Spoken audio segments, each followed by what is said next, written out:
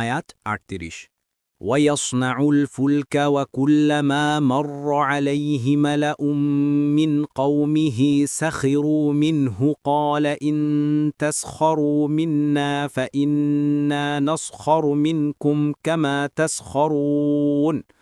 অনুবাদ, আর তিনি নৌকা নির্মাণ করতে লাগলেন এবং যখনই তার সম্প্রদায়ের নেতারা তার পাশ দিয়ে যেত তাকে নিয়ে উপহাস করত, তিনি বললেন, তোমরা যদি আমাদেরকে নিয়ে উপহাস করো তবে নিশ্চয় আমরাও তোমাদেরকে উপহাস করব যেমন তোমরা উপহাস করছ। তাফসির। ১ নং ফুটনোটের বিবরণ।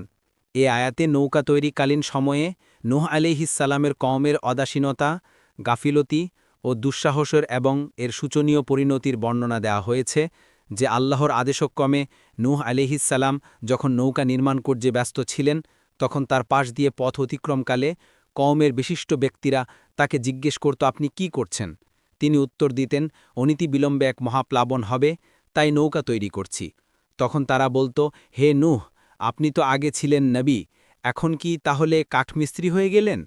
আরও বলত, আপনি ডাঙ্গাতে জাহাজ কিভাবে চালাবেন? এভাবে তারা বিভিন্নভাবে উপহাস করেছিল। ফাতহুল কাদির থেকে নেবিত। এর উত্তরে নূহ আলাইহিসসালাম বলতেন, যদিও আজ তোমরা আমাদের প্রতি উপহাস করছ, কিন্তু মনে রেখো সেদিন দূরে নয় যেদিন আমরাও তোমাদের প্রতি উপহাস করব, অর্থাৎ তোমরাও উপহাসের পাত্র হবে। পরবর্তী তাফসিরে যেতে ভিডিওটি শেষ হওয়ার পূর্বেই এই বক্সে ক্লিক করুন।